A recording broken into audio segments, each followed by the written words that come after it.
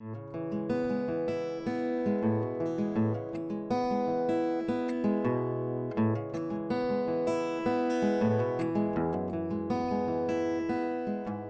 folks, welcome to Queens Storytellers, a show presented by the Queens Theater. I am your host, David Lawson. This is the first of what is going to be a 10-episode series. Each episode is going to feature 5 writers and performers from various disciplines of performing and writing, performing true stories from their own lives. So let's get to it. Let's get right to our first episode. Our first performer we're going to be hearing from is Ria Spencer, who has performed on the popular storytelling podcast, Risk. Ria is going to be performing a story about how when she was a little kid, she convinced her entire church group to go see a particular movie in theaters. Then we're going to be hearing from Eileen Tull, who has performed her one-woman shows all across the nation. Eileen's going to be telling a story of a relatively common thing that happens in apartments, and if it's happened to you, and it has happened to me, then I think you are both going to relate while having bad flashbacks. I actually really appreciated feeling that combo. After Eileen is going to be Abbas Mousa, who is a frequent performer on The Moth. In fact, one of his stories from The Moth was published in The Moth's book, Occasional Magic. Abbas is going to be performing a story about voting in a sham election when he was growing up in Iraq. After Abbas is going to be Amanda Nicastro, who actually had the story that she's performing for us today profiled on CBS's Inside Edition. It's a story of how Amanda donated a specific body part of hers to her sister. Our final performer this week is Jamie Brickhouse, whose memoir Dangerous When Wet was published by St. Martin's Press. Jamie has a story of one of his relatives dying and having their junk mail forwarded to his place and him receiving an obscene amount of junk mail. If you just happen upon this video, it is going to be, like I said, the first of 10 videos in this Queens Storytellers series. So we're going to be right back here next week, and we would love to see you then. And as always, if you are interested in other programming happening here at Queens Theater, you can visit them at queenstheater.org or like their Facebook page, just Queens Theater, and that's theater with an R-E, on Facebook. I'm David Lawson. I am so happy to share these 5 stories with you this week. So let's get to it. Enjoy the show. So for me, growing up as a kid, my parents tried a lot to really make sure that my sister and I were like exposed to things. And I did the things that kids in the Midwest do when they're growing up. I was a Girl Scout, I volunteered in the community, and I was also really involved in my church's youth group. And so youth group did something every year. Like maybe we would do vacation Bible school, maybe we would go camping. And so one year it was decided that we were actually going to go to Colorado Springs, Colorado. And the idea was that we would learn all about leadership, and we were going to go tour the Air Force Academy and do stuff like all in and around that area. So my sister was going, like my big sister was going, there's like 20, 30 kids from church that's going, all the church ladies are going, and like the church ladies, yeah, so kind of the way to think about them is church ladies sounds kind of sweet, but think more like maybe they love Jesus, but they very much had the mentality of like drill sergeants, and they had seen it all with kids, they had heard it all with kids, and their number one priority was to make sure there were no shenanigans and keep all teenagers on lock. So that's this trip. So we're going, and I'm trying to get into it. I really am, but I am having an existential crisis the way only a teenage girl can have an existential crisis. My priorities are completely different. There was something monumental that is happening that weekend. It is the opening of that Prince classic, Under the Cherry Moon. Now, see, the thing about Under the Cherry Moon is I need to back up and say, like, so when I'm talking about Prince, like, my guardian angel, my spirit animal, the one who knows me like no other, like, when I listen to Prince lyrics, y'all may think that he's singing to you, but I know it's really him singing to me. Prince understands everything I am going through in Florissant, Missouri, and I must be there for him. And I have been obsessed this entire year. Earlier that year, there had been a huge contest that MTV did in which you could win this contest and Prince could play your backyard. He may play your school. And I called and I called and I tried and I tried and I did everything that I knew how to do. And sadly, everything was thwarted and I was crushed because I lost. But I was like, all right, but at the very least, I can at least be there opening weekend to show Prince how much I care and I want to be there for him at this momentous moment. But I'm stuck on this trip and I don't know what I'm going to do. So we finally get to where we're going in Colorado, and we get to where we're staying, and I go down to the lobby, and there's a newspaper that's actually there, and I look down and I go into the movie listings, and I find out that Under the Cherry Moon is actually playing not far from where we're staying. I ask the manager where it is, I go through, I get directions, I'm like, this is fantastic. They say we're gonna have some free time, so I go up to the head matron, and I'm just like, so I know we're gonna have some free time at some point, and I found this fantastic movie that I really, really want to go see. And whenever you say like, it's okay, can I just break off and go to the movies? And she was like, absolutely not. Like under no circumstances are you gallivanting your behind in some city you don't know with your mama not here to go off and see some movies. We come as a group. We do things as a group. Absolutely not. A lesser Prince fan would have heard no. What I heard was, all right, bet. So we come as a group, we do everything as a group. That means all I have to do is figure out how to get this entire group to stop what they're doing and go see Prince. Operation Under the Cherry Moon was born. My entire thing. And so now, but I've got to figure out how to get all these kids together. And the problem I'm having is like, even though these are church kids, we're all still kids. And it's all the kids stuff that everybody goes through. There's pretty girls and popular kids and jocks, and I am none of these people. I am sitting in the corner on the bus reading Choose Your Own Adventure books with glasses that cover damn near my entire face. And while I don't have headgear, I've got the braces with the hooks like they used to do it. And I've got rubber bands that have to go on top of all the hooks, including rubber bands that go across my front teeth. So sometimes I have to talk like this because that's as far as I can move my jaw. I'm that girl. So I had to figure out how to get the most popular kids at all their respective schools to want to do this thing they never heard of. And I'm like, what are they gonna want? What are they gonna want? So I go to the pretty girls and they love to like sing and dance. And I'm like doing the dance moves and I'm doing the things because like Kiss was the big hit that summer. And I'm like, Kiss. And I've done the whole thing. And I'm like, don't you want to see Prince dance? Don't you want to watch this happen? And they were like, yeah, actually that could be okay. And I'm like, bet.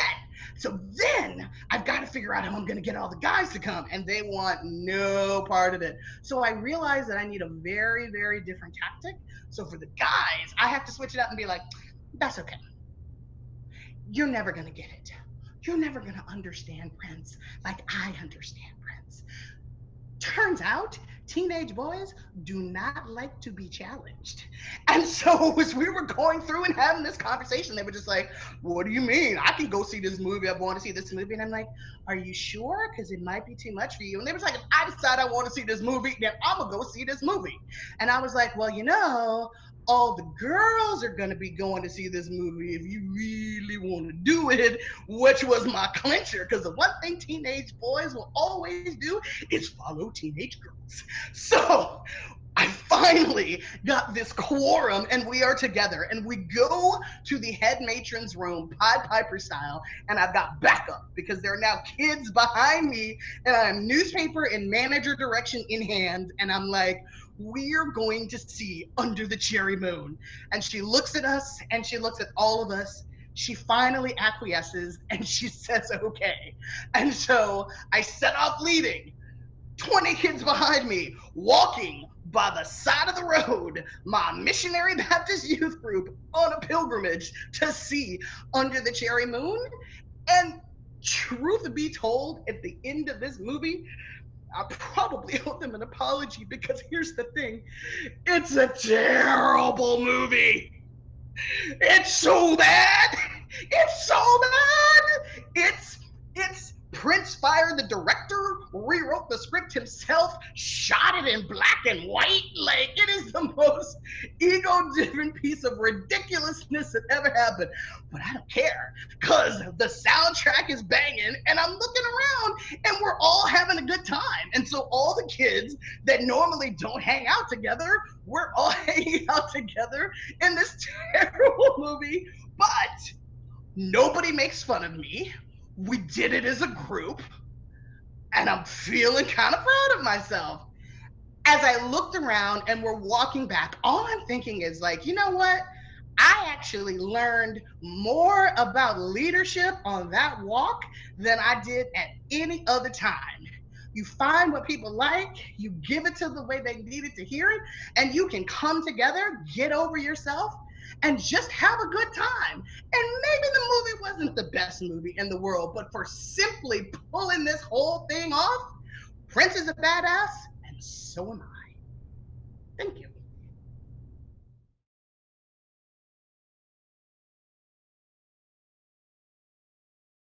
I'm sitting on my bed, which I love, in my apartment, which I love, and I'm trying to enjoy some well-earned free time. And I'm trying to use my free time positively, but it's difficult for me to be positive because I'm a fatalist and I'm a recovering addict, and my mom had cancer a few years ago and I still haven't quite recovered since then. Or recovered from anything really, because it's all such a process. You know, the process every day is a trauma. So I'm spending my first Saturday morning off in weeks. I'm spending it reading a book about anxiety and depression, because I've been feeling a lot of anxiety and depression, maybe because of external forces more than internal ones. For a few weeks, I've been getting stress hives. These external manifestations of my stress, all these little bumps over my shoulders and neck and arms. And at first I thought they were spider bites, because sometimes I get an allergic reaction to spiders. One time when I was living on an island in California, I got bit by a spider and my eyes swelled up and I looked like Quasimodo from the Hunchback of Notre Dame. But these little bumps all over me, they won't go away. They just keep popping up in different places. And now I'm even more stressed out than ever before about getting all of these stress hives. And I really don't think that that's helping this cycle. And there are other external factors, of course. I'm working at a summer camp. I work with kids, and I love working with kids. But if you work with kids, you know that it's tough. It's tough because you have to be emotionally available to them all the time. And it feels like I'm thinking about them all the time. And I'm thinking about these wonderful little monsters 24 hours a day, and looking at their little faces and thinking of their needs and their vulnerabilities and their fragilities. And then I'm also dealing with the fact that these kids' parents seem to be getting closer and closer to my age, or they are my age, or they are younger. And I think about my lack of children, my severe lack of children, or being even in a place where I could quite be having children with no partner financially, emotionally, very much without said partner to make the children with.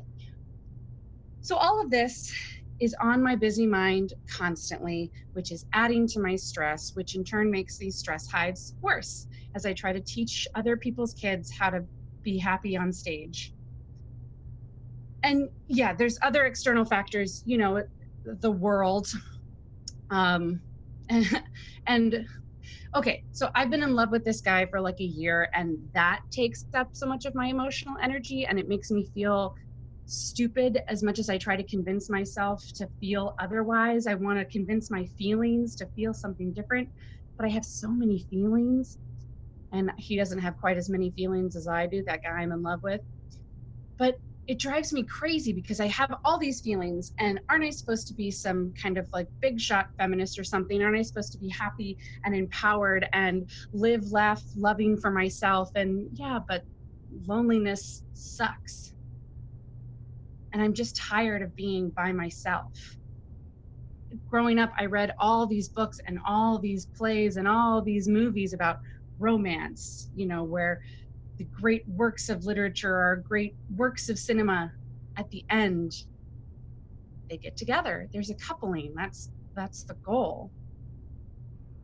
And so I am sitting in my bed in my apartment and I'm wanting these things, but I am alone. And I do not want to be alone. And yet here I am alone again, reading this book about anxiety and depression and feeling perpetually certifiable, covered in stress hives. And it is just then, at this moment, that I realize I am not alone, because something starts to creep towards me over the top of my pillow, towards my leg. This unexpected new beau in my bed is a tiny brown little bug. It's not a spider, it's not a centipede. No, this new paramour crawls along like a pill bug, mixed with sort of a beetle. This is the summer, I think. Bugs get in all the time. It's the city. This is an old building. And I raise my book about anxiety and depression over my head, ready to smash the life out of this little bug. And I think this is foreshadowing somehow. And I wonder how these bugs are getting in anyway. I think perhaps I should look over the side of my bed, between my bed and the wall, and see if there's a crack in the wall or like a hole or some way that these bugs are getting in. So I look down and I lift up my mattress just slightly, and that's when I find the nest. The bed bug nest. Because I am not alone. No, I have not been alone all summer. I have been sharing both my bed and my body with these little insects, this whole gaggle of hungry admirers. I have been nurturing them and feeding them with my very blood and flesh as they have grown and grown into a nice little family. And I have been treating these stress hives with every remedy I can think of: ice baths, air conditioning, anti-itch creams, and I have been trying really, really hard not to get too stressed out. I'm not pleased to discover these sweet little bedfellows. I'm horrified. I am by myself and I don't know what to do. I have no other choice, I think, because if this is going to get done, it's because I have to do it alone. So I just go, I take my mattress and my box spring and I lift them up over my head with my two arms and I say, no, thank you. And I carry them out of my studio apartment, hoisted atop my shoulders, down the hallway, into the elevator, out into the lobby. I drag them into the street and I chuck it all into a dumpster. By myself, I do this by myself. I wash every item of clothing I own. I clear away all my shelves. I pack up my apartment that I've worked so hard to make into a little home, and I pack it all away into bags and boxes for the bug man to come spray. And I do this all with my big 2 human arms and my big stupid heart and all of my feelings by myself. And I do this alone because I have no other choice, because this is my space that I have to prepare for myself and myself alone. Whether it's just me for the rest of my life, or whether I am joined by a partner or a child or future bed bugs or not. And so I have to focus on that. And I have to take care of myself. And I will live my life for myself until perhaps someone worthy comes crawling along. Thank you.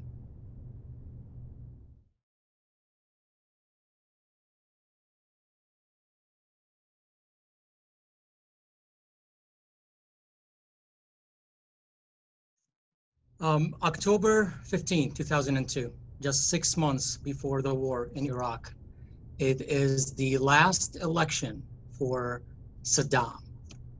I was just 18 years old. I was very excited about voting because this is something grown-up people would do, and I felt like a grown-up. I kind of needed some validation or whatever. I was like all over the place talking with my siblings, about how exciting it is to go voting. And I noticed that all my eligible family members to vote, they were not excited as I was. In fact, my dad told me that, hey, if you're that much, that excited, you can vote for us if you want. And of course, living, it's a dictatorship, so you can do that because it's a sham election. it is something Saddam came up with to show the world that he's an elected president, but I did not know that then.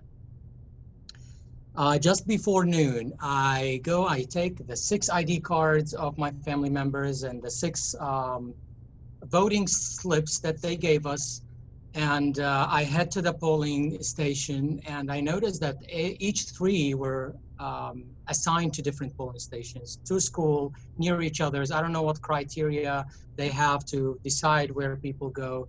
But anyhow, that was not a big deal. I get to the first school, it was a high school, and I enter and I'm smiling and excited, and I see the woman sitting on my right behind the desk, and I go to her and I give her the 3 ID cards and 3 slips, and she matched the names and stuff like that, and then she gives me the 3 voting cards.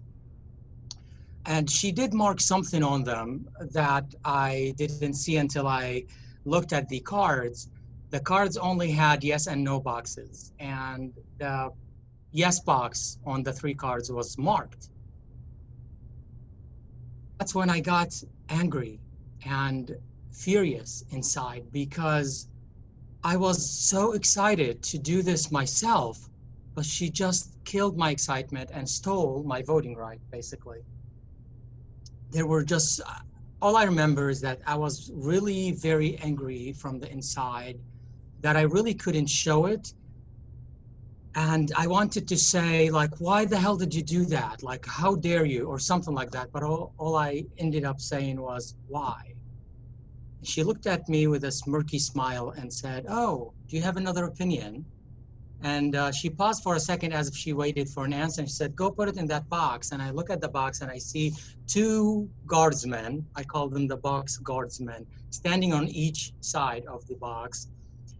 And I just go there, and before I put my voting cards in the box, one of them take them from my hand and read them, and then put them in the box. And I just left, you know, I'm still shocked. She stole my right to vote, and he stole my right to privacy. And for some reason, I kept walking to the next polling station, but I was just asking myself, why did she do that? I was going to put yes anyway. I mean, my generation, we were young, we were born and raised under a dictator. We were brainwashed into, this dictator is a good man. We don't know about his crimes. Our parents and the adults, they don't tell us that Saddam is not a good person, because if we talk about it, they will get in trouble. The whole family will get in trouble. So the norm was Saddam was a good guy. We do have, we live in a democracy and we have freedom just because he said so. And we had no reason to think otherwise. So, and that was really why I was mad, you know, like I wasn't about to put no. Anyhow, I get to the next polling station. I get inside, and same thing, the lady sitting behind the desk on the right, I go to her and I give her the ID cards and the slips, and she gives me the cards, and you know, I was still under the impression that she's gonna do the same, and I look at the cards and boom, they're blanks.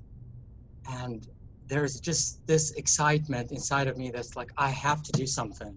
I'm like, I can get my revenge now. And I go to the corner of that big table where she was sitting, and I look at the 2 guardsmen, you know, around the box, and I know one of them is our neighbor. I'm like, good, that means he knows me. He's not gonna look at my cards before I put them. And then all these scenarios start coming into my head. It's like, okay, so what if he doesn't have a choice? What if he's going to, you know, because he doesn't have a choice, he's gonna see them. And what if he has a choice, but he's gonna read them anyway? And then I'm like, okay, maybe I can put 2 no's, 2 yeses and 1 no, and I put the no in the middle, and I carry it like this, and you know, each of them is gonna see 1 yes, and I will put it quick, and before they get the chance to take it from my hand. And then I'm like, okay, you know, just stop. It's not worth it. 1 no or 3 no's are not gonna make a difference. That moment I realized, this was me thinking for myself. And I realized that we live under Saddam. He is a dictator. No one needed to tell me that. This experience kind of told me that. So I just put a third yes. I took it to the box and I put it there, and I walked home kind of sad, disappointed, so many other feelings. You know, it's kind of like when when you're a kid and you find out that your parents, do adult things to make kids, and you get shocked because you think your parents are like angels. Like I was that shocked. Like, I thought we have democracy and freedom, but now we don't. And I didn't know what to do with that.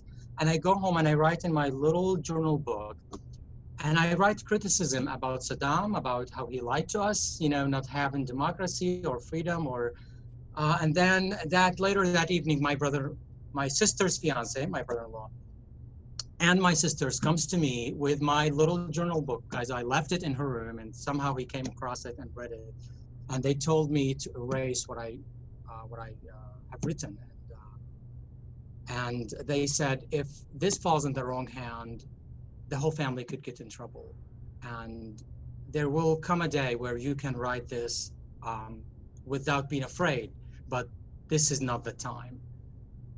And I wanted to say no, but I didn't even bother. I mean, earlier they stole my rights, and now the ghost of Saddam Hussein is chasing my little journal book. So I just erased them. And fast forward to November 6, 2012, I was in line to vote in the general election here in the US for President Obama and Romney. And I got kind of a deja vu of my voting experience in Iraq. And I kept comparing each step. I'm in line, and then I get to the desk, and she, double check that I'm registered to, all these process. Like I was comparing each step with my old experience and how, the difference of it. And there was just so many feelings inside of me. And this time they were good feelings. And I come home and I look for that journal book, and I find it. I keep these things, and I open it and I go and read what I wrote in the past. And then the last, I believe, 3 or 4 lines that I had to erase, the criticism, and I kind of run my fingers, on it. And then I hold it against the light to see what exact words did I use. And I kind of kept trying to see the exact words, but I couldn't see it. But it also didn't matter, because I relived that feeling that I had back then, just that day when I voted. And I still, when I think about it and when I tell the story, I still kind of relive that feeling. And that's why I tell friends about this, American friends, about kind of this story or this experience, because, you won't feel the value, or you won't learn the value of something that you have until you lose it. And sometimes you won't appreciate that value until you get it, after you never had it. And that was my case. I never had it. I kind of lived the opposite, but now I do have it. And that's why I like to share this with people, just to remind them that just because you have it now doesn't mean your kids and grandkids will have it. And that's why it is important for us to vote. Thank you.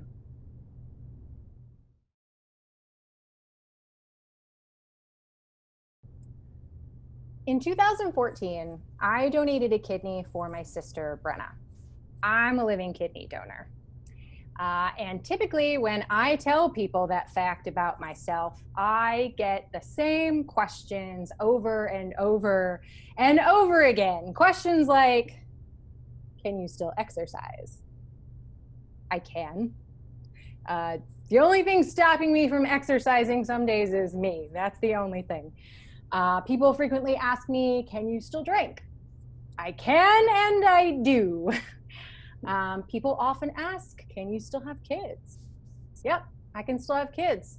In fact, my entire final checkup after surgery that summer was all about how I could still have kids. Even though I never asked and no one said, is this in your future plans, Amanda? Those doctors wanted to make sure I knew this was still a possibility, I remember the doctor in the room saying, you'd be labeled a high risk pregnancy just as a precaution. And I thought, yeah, that's good. But then as she was flipping through my file, she said, "Oh, I see you're in your 30s, so you'd be labeled a geriatric pregnancy anyway." Yeah, that was fun. I get the same kind of comments over and over again, too. Comments like, "You're such a hero. That's such a sacrifice. I couldn't do what you did." Why? Why can't you do what I did? I mean, I don't think of myself as different from the average person. You know, I wasn't born with superpowers or abilities. I wasn't hit with a radioactive ray. I wasn't told, "Hey, Amanda, you're the chosen one, the one girl in the entire generation labeled to donate her kidney and fight the powers of darkness." That's not me. That didn't happen to me. I don't really like the word hero. I understand that what I did was heroic and that it did involve a sacrifice. You know, I had to take time off work. I lost money. But the word hero, when it's used, it just feels like it's an excuse for other people to say, "I don't possess the qualities of a hero.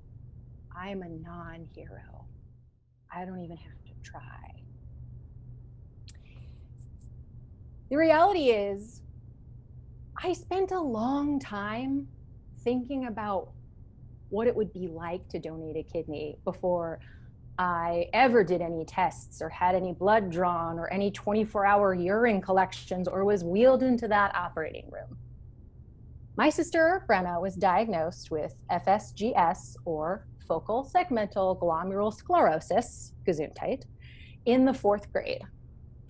And it was the reality that no one shied away from, that it wasn't a matter of if her kidneys would fail.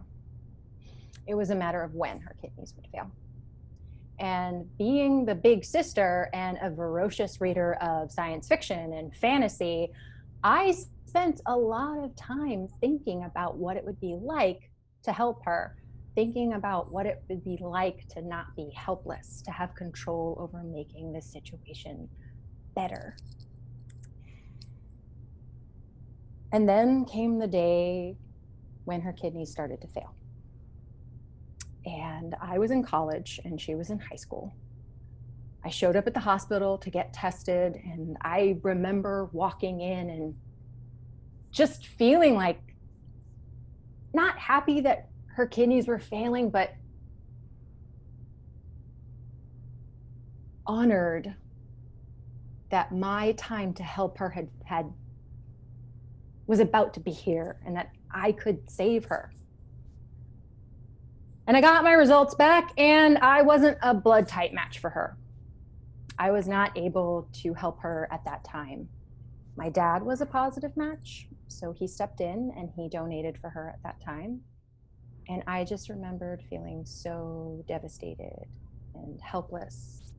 And I didn't know what to do with all of that time that I had spent thinking, this is who I am. This is my purpose. This is the role that I play. This is why I'm here. So I did other things. I donated my hair to Locks of Love. I donated whole blood. I tried to donate plasma several times, but my veins are too deep and too narrow, and the nurses said in no uncertain terms, "Please don't come back and do this. Stick to whole blood." So that's what I did. Be kind to your nurses. They have very hard jobs. I registered as an organ donor when I got my driver's license. And, you know, at the time, as I was doing all of this, I viewed it as a kind of atonement for my failure as a big sister. But looking back, the reality is I wanted to do all those things. It felt good to help people. And I had spent such a long time thinking about feeling good like that, that I wanted other opportunities to do something. And 9 years after my sister's first transplant, she needed another one. And thanks to advancements in medical science and a paired kidney exchange program, I was actually finally able to help her. A paired kidney exchange program is where, they took us, a donor and a recipient, and they matched us with another donor and another recipient, and we swapped kidneys. And 6 years later, she's still doing great. And after that experience, the desire to keep doing good things and to helping people didn't go away. I remember being wheeled into the operating room and my transplant coordinator was standing next to me, and I said, Rhonda, I think I might want to donate part of my liver next. And she said, why don't you hold on? That's a little bit more complicated. Let's get through this first. But I have still held on to that. I have gone out of my way to find other living liver donors, people who are double living organ donors. They've donated both a kidney and a liver. And it's something that I think I am going to try to do someday. And I went on to do other things. I wrote a solo show called I'm Just Kidneying. I toured it all over the world. I volunteered with organizations like Live On New York, Donate Life America, and the National Kidney Foundation that are helping raise awareness about organ donation. And then after that, I started branching out. I've called senators, I've marched in protests, I've donated money. Black Lives Matter, trans rights, reproductive rights, immigration reform, you name it, I have probably taken a very strong stance and spoken up, gotten into fights with people on Facebook, and then done something to try and make the world a better place. So the answer to my question of why wouldn't you do the same thing? I know not everybody has a sick little sister that they grew up thinking that they were going to swoop in and help make everything better for her, and then got that taken away from them and felt like a failure and then got a second chance. We don't all have that kind of dramatic arc. But I think the only difference between me and someone who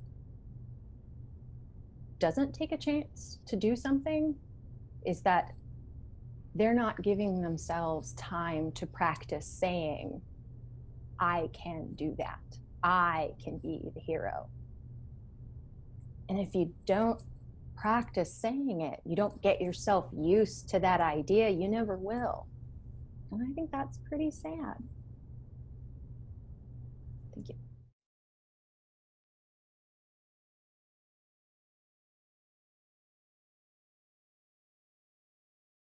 The day after my 83-year-old Texan Catholic conservative Republican father, J. Earl Brickhouse, died, I smirked like Sarah Palin.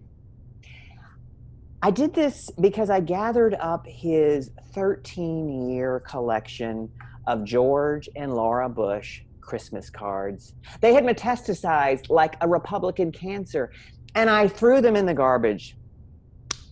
I thought I was giving the Fox News side of him a thorough Karen Silkwood shower.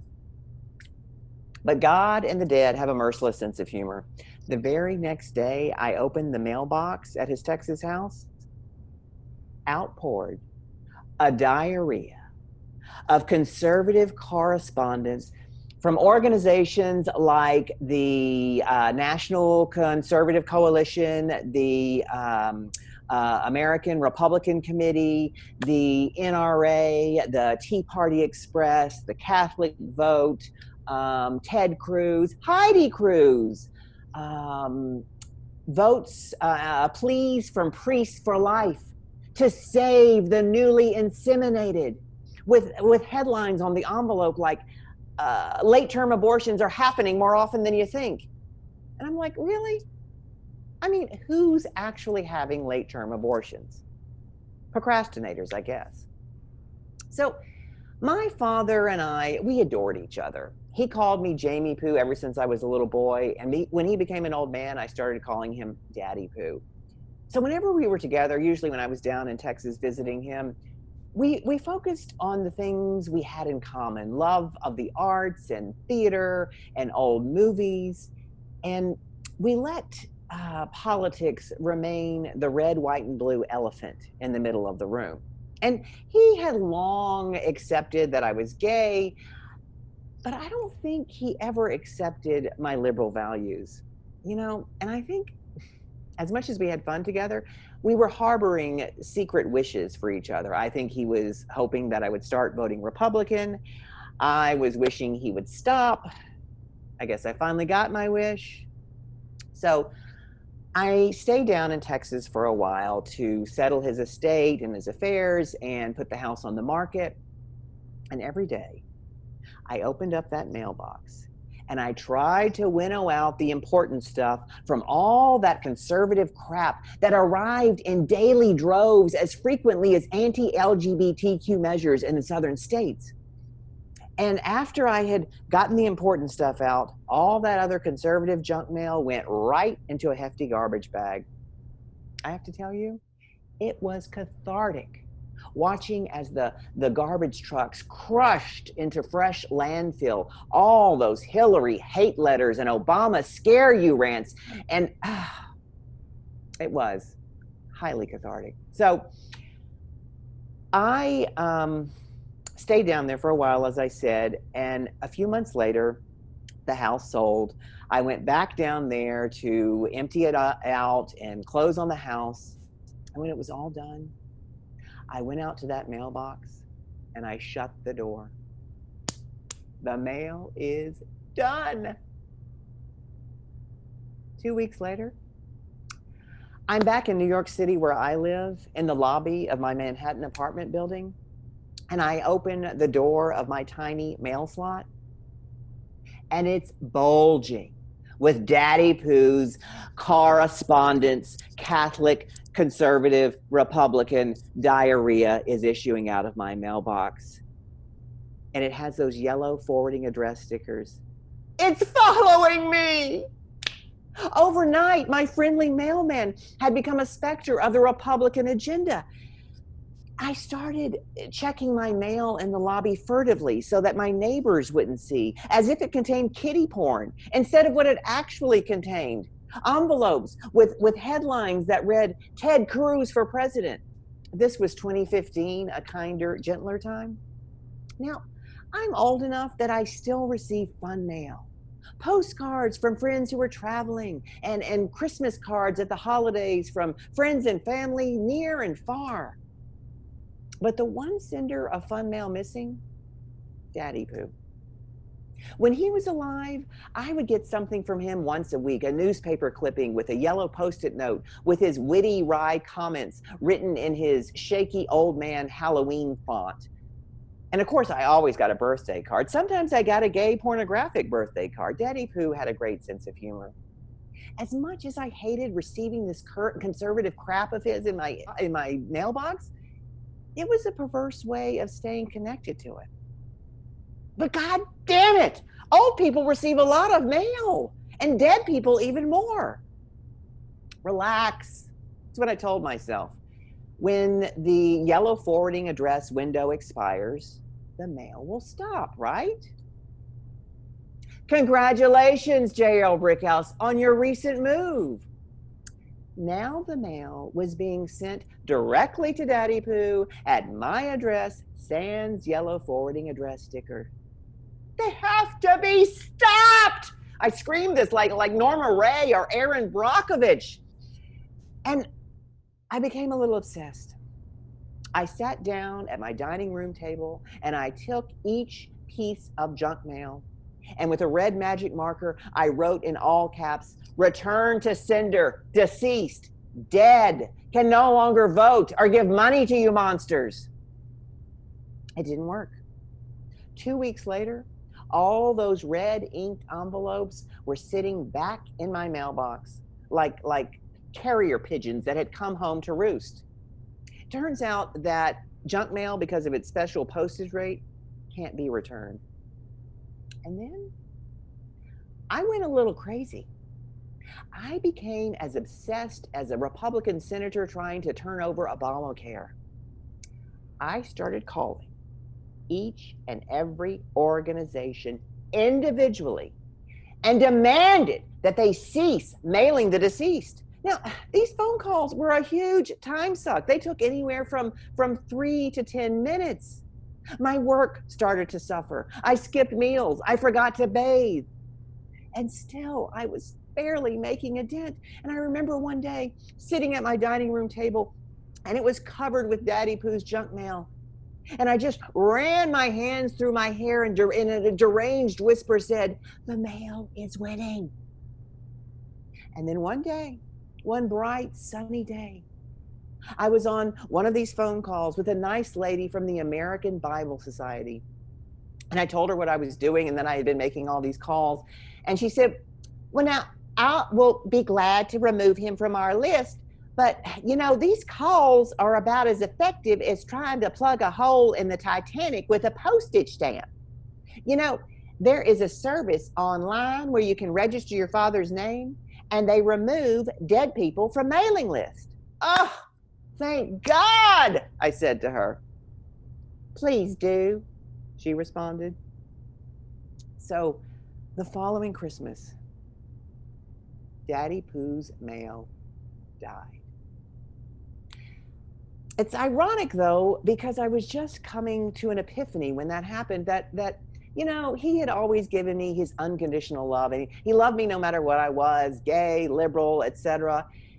And I think at some point, unconditional love has got to be reciprocal. And by me trying to eradicate the political side of him by getting rid of his junk mail, I couldn't eradicate that side of him. I had to love him for who he was. And the mail had ceased, except I was still getting 2 copies of Vanity Fair and 2 copies of Entertainment Weekly because I was getting his subscription and my subscription. So anyway, I'm sitting there and I'm going through my mail just for me. And I'm going through the junk mail first. And junk mail says a lot about a person. I mean, what does it say about him?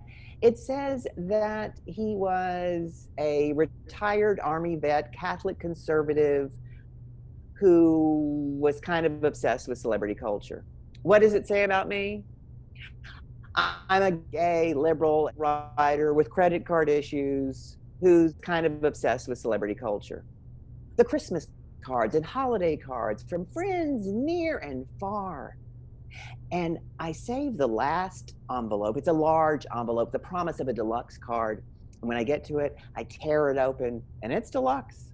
Out pops an 8x10 glossy color photograph of a heterosexual couple in front of a giant Christmas tree. And the man is sporting this grin with a red tie, and the woman in pearls in a green dress has the lobotomized glaze of a Stepford wife. And the greeting reads, "Dear J.L. Brickhouse, warmest holiday wishes, George and Laura Bush." But wait, that's not the end of the story. In fact, the story is ongoing. You see, I decided that day that I was not going to remove Daddy Pooh's name from the W mailing list.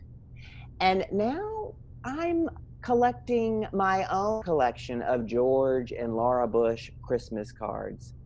And every year when that new card arrives, it's not from the Bushes. It's a simultaneous Merry Christmas and fuck you, love, Daddy Pooh. Thank you.